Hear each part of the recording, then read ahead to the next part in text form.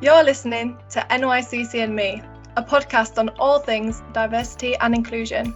Every episode, we speak openly and honestly with colleagues and guests, sharing knowledge, personal stories, struggles and successes. If you want to know more about NYCC's diversity and inclusion journey and what it means for you, then stay tuned. Welcome to the 6th episode of NYCC Me podcast. This episode is a little bit different because I have a co-host with me, which is Melissa, and we're joined by James Koppert, Catherine Barlow and Arrietty Heath, and we're talking all things Volunteers Week. So if I can just go around, Melissa, if you would want to introduce yourself first for the viewers. Yeah, I'm Melissa Humpleby. I'm a graduate resourcing officer. I'm also a volunteer coordinator for Team North Yorkshire. Thank you. James? Hello, I'm James Koppert. I'm a Youth Voice and Creative Engagement Officer for the NY Voice team. Thank you. Catherine? Hello, yeah, I'm Catherine Barlow and I'm an area librarian for North Yorkshire Library Service based in Harrogate and Raven. Thanks, Catherine. And Arrietty? Hi, I'm Arrietty Heath and I'm the volunteer coordinator for the Countryside Access Service. Thank you all, and thank you all for joining for this podcast. It's hopefully going to be a really interesting podcast, talking all things Volunteers Week, the volunteering opportunities at NYCC. I'm bringing also, because of the nature of the podcast itself, seeing the way in which we can find diversity and inclusion and ways to discuss diversity and inclusion within volunteering work as well. So I'm going to pass over to Melissa for the first segment of the podcast to learn a little bit more about volunteering. Thanks, Fran. So obviously it's a very exciting week for us this week because it is Volunteers Week. So we shall just jump right into it. So the first question is, what volunteer opportunities does your service provide? And if we start with James. So yeah, we have a number of different opportunities. Our service is about engaging young people and young people with SEND to kind of have a voice and change services. We are coming out of COVID and looking at expanding our service into all different parts of North Yorkshire to have lots of different groups as kind of a network to kind of bring all those voices together. So we're looking at volunteers really that could help support all those different groups throughout the county and help young people to realise that they are worthwhile to have a voice and help them to say what they need to say. Arrietty, do you mind going next? Yeah, sure. The Countryside Access Service basically looks after the rights of way network right across the county, so all your public footpaths and bridleways. So we have a huge team of volunteers that essentially assist the team. It's quite a small team, so we've got volunteers spread right across the county. And they basically, the main role is to inspect issues that have been reported by the public. And the public often don't quite give enough information, or there's no photographs, or the location's a bit vague. So the volunteers will go out and find the issue and report back with accurate information and take some photographs so that the rights of way officer can take action. So it gets them out and about in the countryside. And they can also help with waymarking, putting up legal notices, and doing some practical work like cutting back vegetation around stiles and things like that, so they're accessible. So quite a practical role. And Catherine. Yeah, so volunteers are crucial to the library service in North Yorkshire. We have a huge range of roles for volunteers.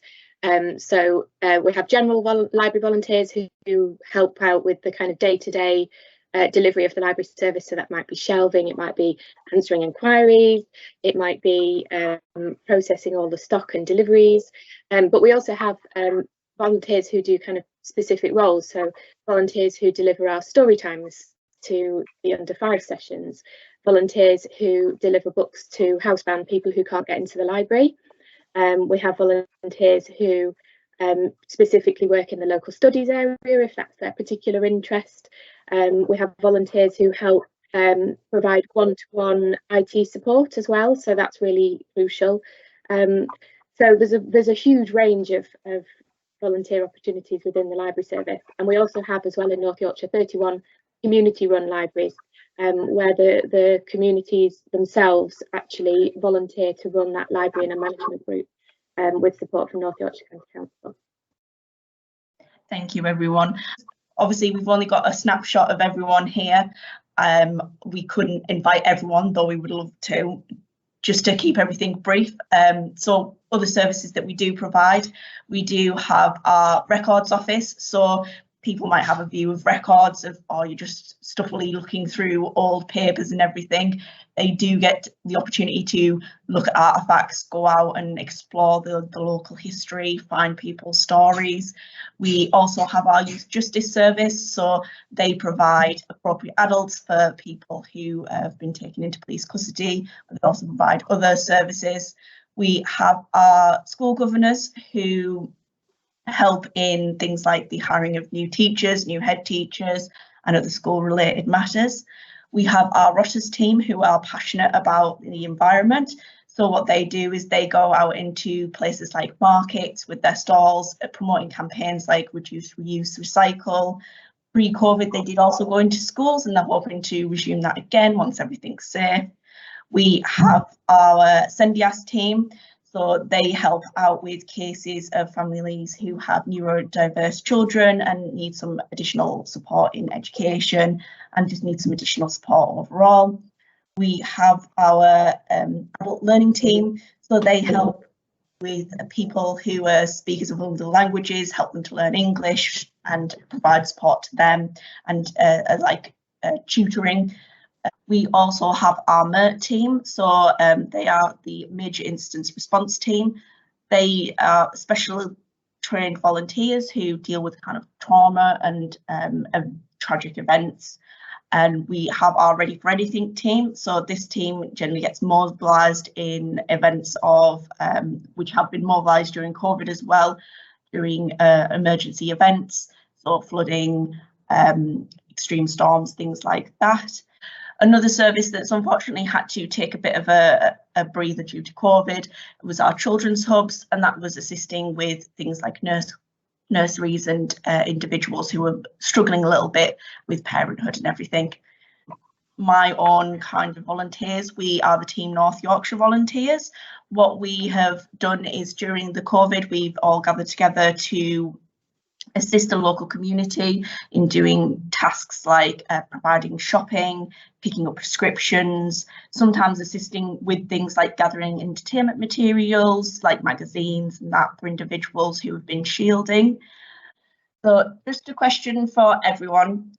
What do you believe are some of the benefits of volunteering for the volunteers? And if we start with Arrietty. Yeah, no problem. I think the main benefit for our volunteers is that it gets them out and about. So it's great for the physical exercise. But I think also what's been highlighted in COVID particularly as well is the benefits mentally for people getting out in nature. I think really it's quite crucial to our mental well-being, and it's loads of studies have proven it can help reduce stress and just promote a general sense of well-being. So for mental and physical health, it's a great opportunity. And I think as well, obviously most of the people who volunteer are keen walkers anyway, so it can help them feel more connected to the past that they're using, and they're kind of putting something back into that community. So yeah, kind of giving something back and helping to maintain the network that they're using themselves. And I think it's actually worth saying it's quite a good opportunity for people who perhaps are quite introverted and not massively sociable and don't want to volunteer in a massive group of people. It is quite a sort of an isolated role. So although I've just talked about the mental well-being benefits, obviously with COVID we've talked a lot about isolation, and that's been a problem. But I do think the role does offer people that opportunity to perhaps go out on a more solitary walk and enjoy the benefits of nature on their own. And I think a lot of people do prefer that. Trying to get people together in social groups. In my volunteers, it's not quite so easy. I think some of them do prefer a more solitary role. So it's great for that. It offers that opportunity. And Catherine, do you mind going next? Yeah, so I think the benefits of volunteering are huge wherever you're volunteering. Within the library service, I think the majority of our volunteers probably enjoy the social aspect of it, so kind of opposite to what Arrietty was saying really with the countryside volunteers. A lot of them have really missed that throughout COVID, missed coming in and being part of the library team with the other volunteers and the staff there. You know, they like to be able to give something back to their community, and the library is kind of, in a lot of cases, is the hub of that community, so they feel that they can kind of contribute something in that way. I think there's loads of skills to be gained from volunteering. So we have a lot of young volunteers, which I failed to mention in the volunteer roles. We have so volunteers aged kind of 13 to 24, and they come in and quite often help us during the summer holidays with the Summer Reading Challenge. And for them, and for anybody who's kind of looking to gain skills, maybe job seekers looking for things to add to the CV, there's a whole range of kind of transferable skills that you can gain from volunteering in the libraries. So communication, timekeeping, teamwork, all of those skills are really important. And yeah, and I think they just like being part of something bigger, something, you know, within the community. So I think that's a big thing for library volunteers. And that's not least, James. Hello, yeah, so I actually started as a volunteer many years ago. So I could talk about my experience as well within this, in that I was working in a kind of more kind of dead-end job. And I come from a more working class background, and if someone said work for the local authority, I honestly thought that wasn't for me. And by volunteering, I realised I could do it, you know, and actually I was really good at it. And from those kind of opportunities, I built my confidence up, which made me kind of go for the jobs. And here I am, you know, 20 odd years later, still doing it and still enjoying it. So it's a really good opportunity just to kind of test. And I think within youth work as well, the only way to get into it is to volunteer, to get that experience and build those skills at working with young people, because it's not something you can learn in a classroom at all. Thinking about kind of I've got a group of young people with SEND, and one of the things that they've said about volunteering is often with neurodiverse people, an interview is not a positive kind of thing for those people to prove themselves, and by coming to volunteer, they often demonstrate straight away that they are really able to do a job. They might not be able to answer questions like this very well, but by actually going there and doing the work, and then that also gives them the confidence and the experience to talk about. So we really kind of encourage those people as well to work with groups like Flying High, because they have that experience. The same as care leavers to work with our kind of children in care groups, because they have that lived experience and can also really provide that support to other young people.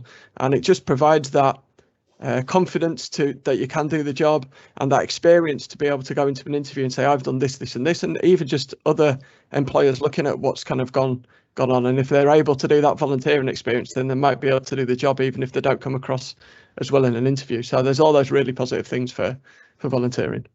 Oh, that's brilliant. And our final question for my section is, in terms of the community, how impactful do you feel the work that volunteers do helps the service users and the wider community? And if we start with Catherine. Yeah, so I think it's absolutely huge. What it boils down to really, particularly in our community libraries, is that those libraries wouldn't be open if it wasn't for those volunteers working with us within the council to keep them open. So they're kind of basically they're manning the library during the day, keeping the doors open for their local communities, and often, you know, the volunteers are from that community themselves, so they're benefiting, the local community is benefiting, and of course us as a library service, we're benefiting too. So it's all round good for everybody. In terms of kind of what we offer generally across the library service, the volunteers really enhance what we can offer as library staff. So you know, we're limited with time, as a lot of people are. We're limited with resources, and volunteers can offer services that we can't. So, for example, the IT one-to-one support is really popular. We get a lot of people coming in who need help getting online, setting up email addresses, applying for jobs. A lot of times they don't have the skills or they don't have the confidence, and volunteers can sit with them one-to-one and spend that time that they need to get confident and gain those skills. And unfortunately, that's just something that library staff wouldn't really have the time to do, to give them that quality kind of one-to-one support. So without those volunteers, you know, that wouldn't exist. And yeah, there's a whole range of things. The book delivery service, so people who are housebound and can't get to the library themselves, we have a large number of volunteers who regularly or fortnightly go out and deliver bags of books to these people's homes. And it's not just about receiving the books, it's social contact as well and having that visit. And I know a lot of them really do appreciate that. You know, we've had some lovely feedback, particularly over lockdown as well, or people have been shielding and not having people coming round. Just having somebody stand on the doorstep and pass them a bag of books has been fantastic to see a face. So yeah, I think huge benefits for the local community, benefits for us as a service, and also for the volunteers as well. And Arrietty, do you mind going next? Yeah, so I think in this country we're extremely lucky to even have a rights of way network. I think there's a lot of countries where, you know, that kind of thing just doesn't even exist, where obviously, as it says on the tin, really, you know, we have the right to walk on these paths in such beautiful parts of the country, and I think, you know, it's fair to say Yorkshire's definitely one of the most beautiful parts. So keeping that network open really is, I mean, it's more and more vital now as green spaces do disappear, and again, you know, the benefits of being out in nature are just becoming more and more obvious. So maintaining that network, it benefits everybody in all communities, and it doesn't really matter where you live in Yorkshire. You're not very far from a right of way, or you know you're only a few miles from the countryside, even if you live in the middle of a city. So the volunteers contributing to the service delivery of maintaining that network, as I say, it really benefits everybody. It obviously benefits the people who regularly use the network, all your ramblers and hikers and horse riders and cyclists and everyone else who use it as a hobby, but it is there for everybody. So I think, and particularly if we're talking about inclusion and equality, there's a lot of people perhaps who don't even realise the network's there, or have never even considered really getting out and about in that way, just for leisure, just walking for the sake of walking, you know. But as I say, there's so many benefits to getting out on the network. So yeah, definitely helps the local and the wider community. I mean, we have national trails as well, which, you know, people will travel a long way to walk that trail, like the Pennine Way, the Cleveland Way, the Coast to Coast, the Wolds Way, you know, so it can attract people from all over the country as well. Yeah, I've definitely found in my local area the passion for walking has definitely been reignited in the British public. Yeah. And James, do you mind going next? Yeah, so youth work is all about relationships, and it's amazing sometimes how just someone having a conversation with someone and building, you know, often with the young people we work with have had a lot of negative relationships in their life, and someone just being there, you know, each session and chatting to them can have an amazing impact in their life.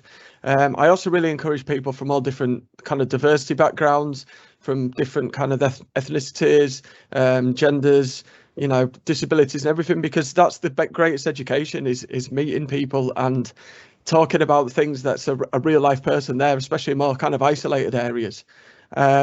And, you know, I'll tell you one story where I stood on the beach last summer while my daughter was surfing, and this girl walked up to me, and I only met her twice before when she was a young person. She said, "Oh, you changed my life." And it was just literally having a conversation with her. And this is, you know, what these volunteers can bring, where they're bringing their personalities, their background. We also have to really creative people, because the arts and kind of culture is the best way to engage young people. So any people like that, and you will change lives, and that's the, you know, the greatest thing of all, really. Well, thank you everyone, and I'm really hoping it's going to be a spectacular volunteers week. I'm sure you've all had great communication with your volunteers, and we do appreciate everything that they do, and it's amazing to hear obviously the range that we do offer of volunteers and how amazing their work is and how impactful it is on the wider community. So I'll pass it back to you now, Fran. Thank you. That was really, really interesting. And I think, you know, echoing what Melissa said, you know, there is such a wide range of different types of volunteer opportunities that are available. And what's interesting is listening to your talk. What stood out for me is actually how diversity and inclusion is so much actually a part of what you already do beyond kind of having a direct conversation about it, which I think sometimes is lost in kind of discussions about diversity and inclusion, because it's seen almost like a standalone topic, but actually, you know, it is a thread that weaves through everything that we do, and should be, you know, consistently on our minds in terms of how we ensure that, you know, our opportunities, the work that we do is inclusive, is providing people the opportunities that they should have access to like anybody else, and so on and so forth.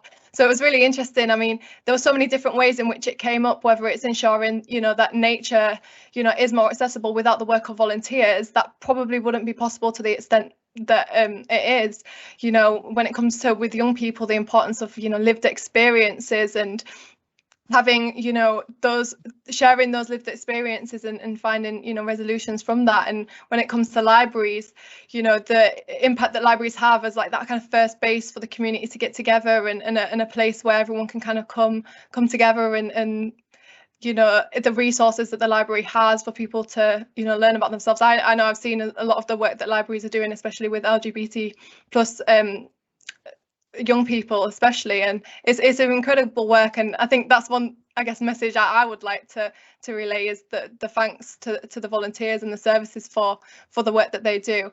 And one thing that was brought up, I guess, in the last conversation was the impact of COVID, and obviously, you know, there's been some silver linings that have come out of COVID, and there's also been a lot of difficulties. And I think from an EDI perspective, it would be really interesting to know if you feel that COVID has had an impact on the kind of volunteering opportunities, and even the use of the services that volunteers provide within your specific service area. Has it provided, I guess, maybe more opportunities to be inclusive, or has it actually maybe highlighted different issues, whether it's with access or anything like that? So going in the order of my screen, James.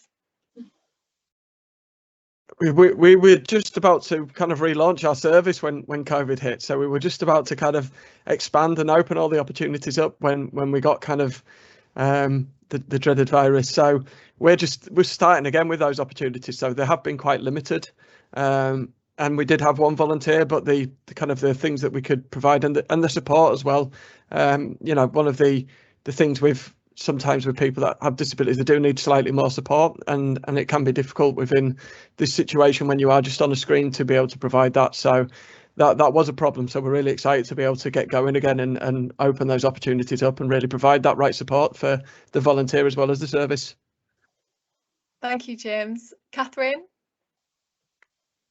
Yeah, so I think COVID's had quite a big impact on our volunteering kind of base, in that some people, for libraries, predominantly our volunteer base is quite older, so the older end of the scale, and a lot of the volunteers felt quite nervous, quite rightly so, throughout the pandemic, about kind of being on the front line serving the public, and they've not all felt confident to come back, which is absolutely fine. That's their decision. So we're in a bit of a process now, as we're starting to reopen libraries and services are kind of getting back to normal, in inverted commas. We're looking at kind of doing a little bit of recruitment for volunteers. So there's opportunities available there, and we're looking for anybody really who's interested in supporting their local community. One thing that you suppose people think of libraries, they think of books, they think of reading, and not everybody who volunteers at the library needs to be into books and reading. You know, there are so many opportunities that we offer, and even if there isn't an opportunity that fits what you're interested in, your skills, the things that you want to learn, pretty much come and have a chat with us and we'll find something to fit. We do really have, you know, so many opportunities in different roles. So we're very good in libraries at kind of having that conversation with the volunteer, finding out what their priorities are and what their skills are, and then kind of finding something to match. So it's different depending on the location. So it might be a small local library in a little rural village, or it might be one of the bigger libraries in Scarborough or Harrogate, and the kind of opportunities that we have will range, you know, very, very differently from one place to the next. So we just encourage people to come and have a chat, and we are definitely in that place now where we're looking to kind of re-recruit volunteers so that we can get our service back up and running after COVID. Thanks, Catherine. And Arrietty? Yeah, it was a funny one really, because in the first lockdown we stopped volunteering. stopped volunteers going out on the network. And the network was never closed. You know, all the rights of way were still open to the public. And I think at first, perhaps people didn't go out, but then as the lockdown went on, more and more people were going out for walks because it was the only thing they could do. So in fact, the network became busier than ever. And we had more reports than ever of issues on the network. So we kind of built up a huge backlog of things that needed checking. So when the volunteers were able to go back out again, it was kind of a huge push to try and catch up with all of that. And then since then, it was deemed that really the volunteering was an essential part of delivering our service. So in the sort of second and third lockdowns, the volunteers were able to go out as normal and inspect issues. But similar to Catherine, most of our volunteers are of retirement age and above. So a few of them were shielding, you know, and didn't feel comfortable going back to volunteering really, and just until very recently, which, like you say, is, you know, perfectly fine. People have to look after themselves. And of course, you know, a lot of paths are quite narrow, so it's difficult to pass people with more than a 2 metre distance. So there's some concerns around that. So yeah, it hasn't changed how people volunteer in the sense that it's not a role you could do from home or anything like that, you know. So either you can do it or you can't really, but we're kind of fully back to normal in that sense of being able to send the volunteers out as normal. Yeah. No, thank you all for responding on that. It's quite interesting as well. Of course, there's a diversity of experience, and then that will have, you know, different implications in terms of the kind of volunteers that you may have willing to volunteer for your service, and the ability for people to volunteer in that service. And so it'll be interesting as well, the long-term, I guess, impact that COVID might have in terms of those, you know, obviously in terms of volunteering services that you provide, Arrietty, there is that kind of difficulty in there in terms of the types of opportunities for working from home. It's just not kind of a feasible reality, but it will be interesting ongoing kind of reflections that we might have in the future on volunteering and volunteering opportunities that potentially are from home. So that's really interesting. Thank you all for that. Just thinking in terms of diversity and inclusion from a more general perspective, in terms of volunteering, what benefits do you think equality and diversity and inclusion can have for volunteering in of itself? I don't know who maybe wants to start with that. Maybe Catherine? It's a big question. Yes, it is a big question. Yeah, I think for us, it's like you were saying earlier, Fran, that actually the EDI doesn't really come into, we don't kind of separate it out and think about it as a separate thing when we're looking at recruiting volunteers and involving people in the library service. Really, we are as a service open to all. You know, from before birth, we have people registering at the library service up until, you know, end of life. And it's the same for volunteering, really, that we accept everyone from all backgrounds, all walks of life. You know, we have volunteers who perhaps, you know, struggled with education and want to come in and get some extra gain some extra skills, some of the more practical skills, perhaps because they're not so academic, and they really thrive in that. You know, that they can come in and work as part of a team. They can pick up the digital skills that we offer for our volunteers, and a lot of our volunteers then go on to gain employment as a result of having had the experience in libraries. And yeah, we as I said previously, that we are very flexible in terms of volunteering roles. So if somebody comes in and they have additional needs, or they need things adapting slightly so that they're able to do that role, we're very happy to kind of look at ways to do that. That's not a problem at all. And it's really nice actually, because we do have a diverse cohort of volunteers, and they're all kind of working together and getting to know each other, and they're learning things from each other as well as from the volunteering role itself and from the library teams. So it's really, I really enjoy it. It's lovely to see, you know, the communities coming together in the library, and the library being that kind of centre for that within their community. That's really nice, especially how, you know, volunteers can also like reflect that diversity of the community, and you know, there's so much richer kind of conversation and learning that can come out of that. James? Yeah, we, it's all about relationships, and it doesn't matter who you are and what background you are. If you're the type of person that's good at communicating, getting other people to communicate, then, you'd be great for our service.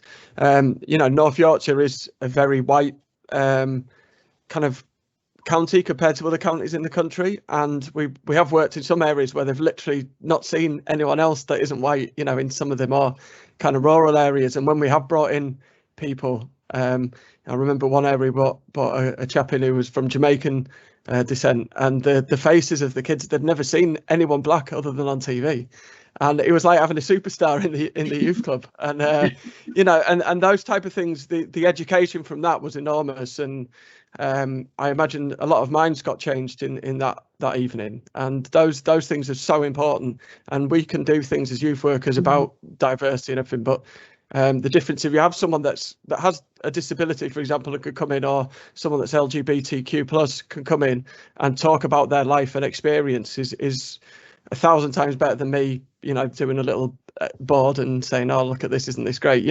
These are real people with real experiences, and can talk about their difficulties and the positives, and share their culture and celebrate it, which is coming from those people directly is far better than anything anyone else can do. And they can answer questions about their lives as well, which I can't answer those questions, because I can only answer about my life. So the value is enormous. It's amazing. It's about youth work is social education, and what better social education? It's fantastic. Thank you so much for that reflection. Arrietty? Yeah, it's an interesting one, because I think again, the demographic of my volunteers is very white, of the all, sort of retired people who have got the time to volunteer, and yeah, that demographic comes from the kind of people who are already really into walking and rambling, hiking, or horse riding, sort of users of the network. So I feel like it's a bit chicken and egg. How do you get more diversity into the volunteering if those people aren't already using the network? But then how do you take the network to those people and say, look, here it is, you should use it, it's great. So I think that's an interesting challenge. I think if we had more diversity in the volunteering pool, then to see more diversity out on the network, if you like, then that's a real positive step. But then who's going to see that if the more diverse people aren't out on the network? Who's going to, they're not there to see, if that makes sense. So I mean, certainly I would like to see more younger people using the network. I think it seems to be something that people tend to get into in later life, as a hobby. I don't know, I suppose people walk their dogs or they take the kids out, but young kids aren't going to necessarily want to go too far. People tend to go to honeypot sites where there's lots of people. So we have a vast network of little sort of hidden routes that hardly ever get used because people just don't know they're there. So we have a challenge in that sense, I suppose, of letting people know the network even exists, but then also getting people into hiking, walking as a hobby, and getting people to explore further afield. Maybe through COVID, people have become more aware of the benefits of getting out and about.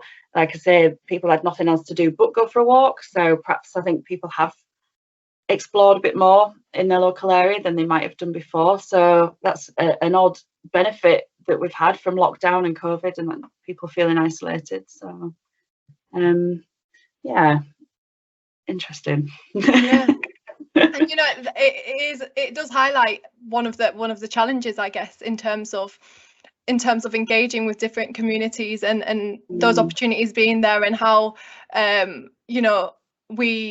how we can access opportunities in terms of our lifestyle, for example. And I understand, of course, like the difficulties of when people have their families that they have to support, or they're going through education and they're working part-time or full-time, and that kind of extra time. And I guess it's just relaying just how, I guess, beneficial to be out and about in nature, the mental health benefits and all those kind of things. They can be life-changing, as is all the work in terms of volunteers.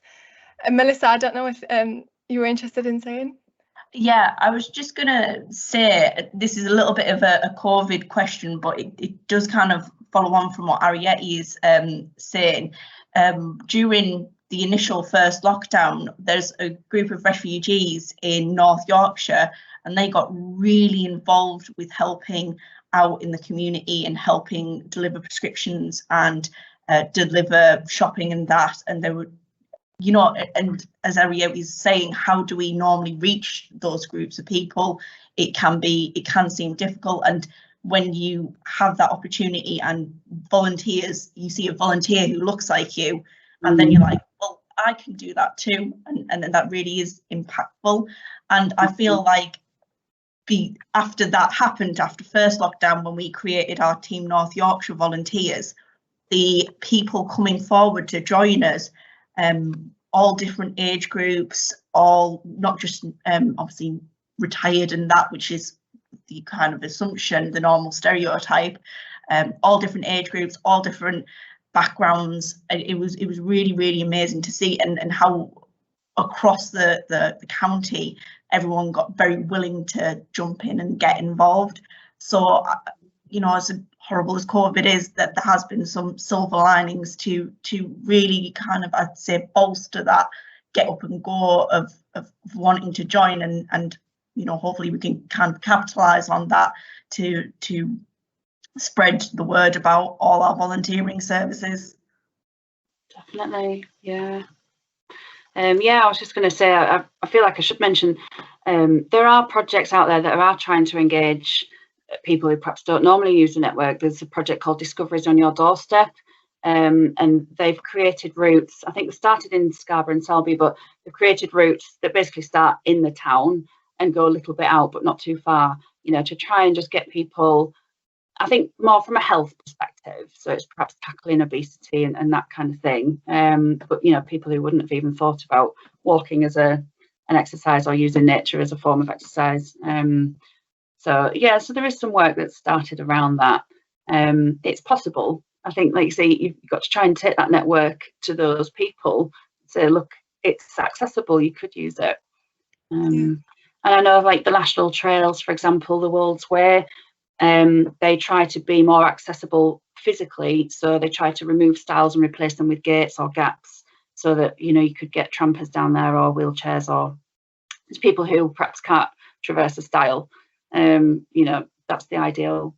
I mean, it's that just an interesting note in itself. I think perhaps especially in, for example, Nidderdale and the Yorkshire Dales and the Yorkshire Moors, stone stiles and old stiles are almost part of the environment and part of the heritage of the environment. So you've got a balance there again around, you want to make it more accessible and available to people, but also you want to preserve the historical heritage aspects of the environment as well. So that can be difficult to balance. Thank you, Melissa and Arrietty, for those reflections there. It kind of actually leads perfectly into the I guess, final question regarding, I guess, what the vision is that you have for the future of volunteering within your service, especially in relation to, obviously, diversity and inclusion. I think many of you touched on some of those points in terms of aspirations, but it would be really interesting to know if there's any further thoughts on that. So could I start with James, please? Yeah, my aspiration is to remove maybe some of the inhibitions that people have from your non kind of group that we normally get.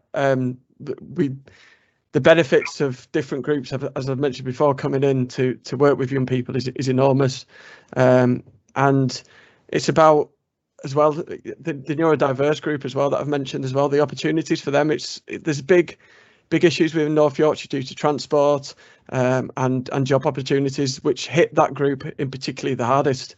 And I think by providing people with autism, ADHD, learning difficulties, all different send as well, those opportunities to volunteer, lets them actually see one of the biggest barriers as well is their own, throughout their lives, often they've been told or persuaded or just seen and persuaded themselves that they're not able to do certain things. By volunteering, they actually see they are able and can do a better job than many of us anyway. So it's getting them in to see that and to build their confidence, which then could change their lives to enough to persuade themselves to go for other things. So living that lifestyle that's valuable, instead of sat at home wishing you were out there, and being with people, volunteering, building those social communication elements that aren't always natural, and those type of things is enormous.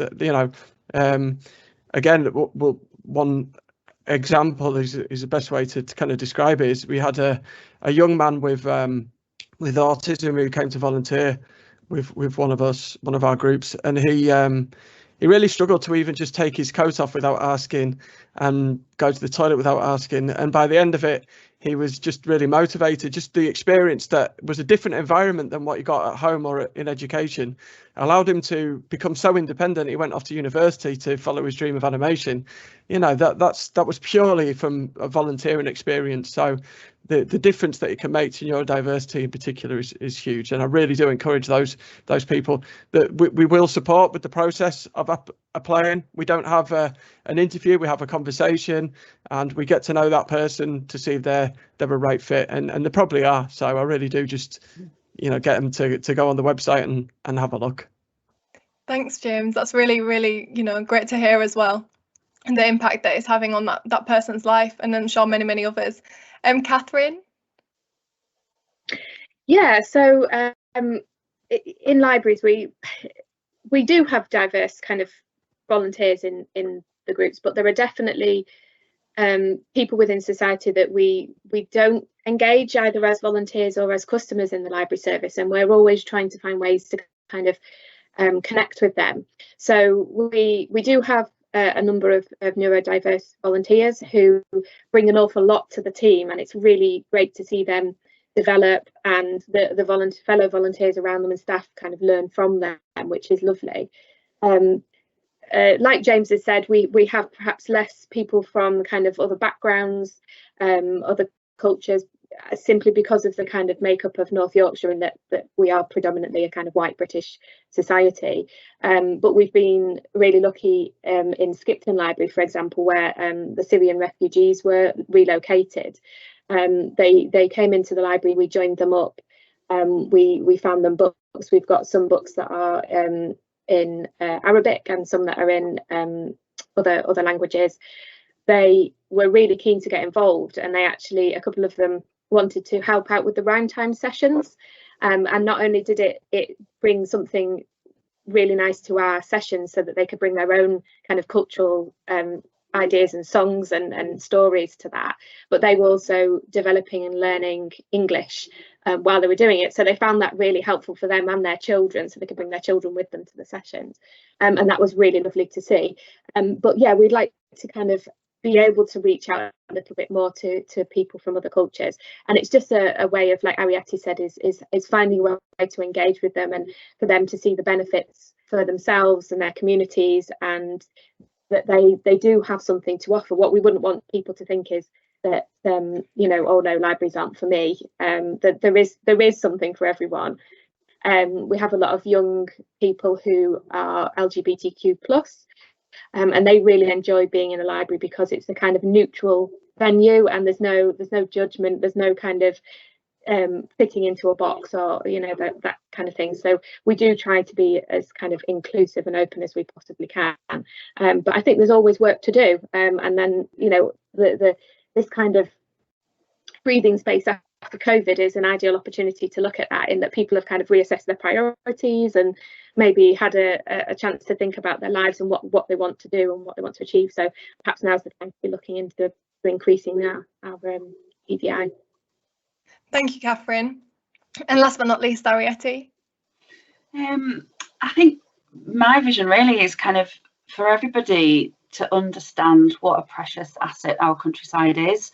And I think that can be a great leveller in itself. I think it doesn't need to matter who you are, where you've come from, what race, religion, physical ability, or whatever you have. I think respect for nature and an understanding of how precious it is to all of us and all of our well-beings is achievable. And I think volunteering is a great opportunity because, as we've sort of said in the conversation, it connects you to your community, it connects you to the thing that you're doing. And I think so volunteering in nature helps you to feel more connected to nature and to have more respect for it. So I think connecting with the more diverse communities that we have and helping them to understand and get out onto the network and understand how how precious it is, but how beneficial it is to our well-being, I think really is the vision, just for everybody to understand that it's a great asset to everybody. So through volunteering, I think we can try and achieve that one way or another. Thank you. Melissa, I don't know if you have any thoughts that you'd like to add to that before I kind of do the closing challenge, I guess. Yeah, I think something that I've definitely taken away myself just from this is the ability that volunteering gives people kind of a voice, and a voice in the community, a voice to kind of shape their destiny, if you will. Gives them so many opportunities, and there is so many opportunities out there. And especially, but as Catherine was saying, there is still a lot of work to be done, a lot of work that needs to be doing to reach out to communities who might not feel comfortable and might feel that they do feel like a little bit isolated in a quite, as we've all said, white area, that they might not feel that those opportunities are for them. And it's just being able to get stuck in and encourage them to be like, this is for everyone, and we welcome you to join us, and we want to share our culture with you just as much as we want to know about your culture.